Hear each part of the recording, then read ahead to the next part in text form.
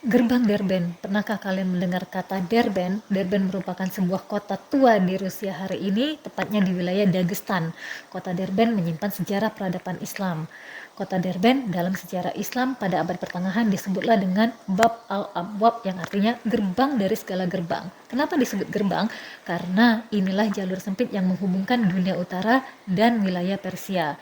Siapapun yang ingin turun dari stepa Eurasia di utara, ingin turun ke selatan, dipastikan harus melewati titik Derben ini, harus melewati kota Derben ini, dan harus melewati benteng Derben ini.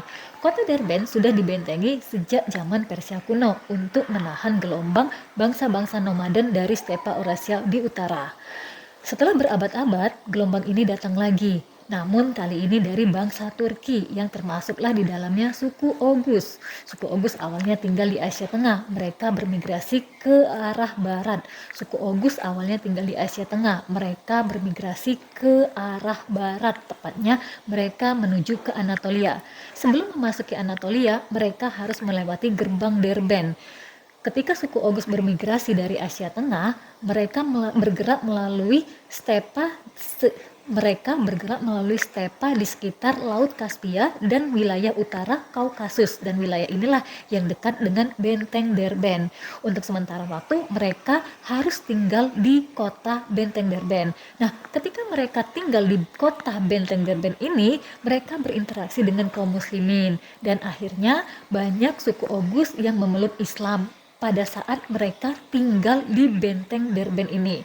Makanya kita katakan di sini bahwa kota benteng Derben menyimpan sejarah peradaban Islam. Untuk pertama kali suku Oghuz berinteraksi dengan kaum muslimin dan akhirnya masuk Islam itu ketika mereka dalam perjalanan bermigrasi dari Asia Tengah ke arah barat, yaitu Anatolia, dan singgah sementara di benteng kota Derben, di kota benteng Derben, yang akhirnya ketika mereka sedang tinggal di wilayah Bab al-Abwab atau kota benteng Derben inilah mereka berinteraksi dengan kaum muslimin dan akhirnya mereka masuk Islam.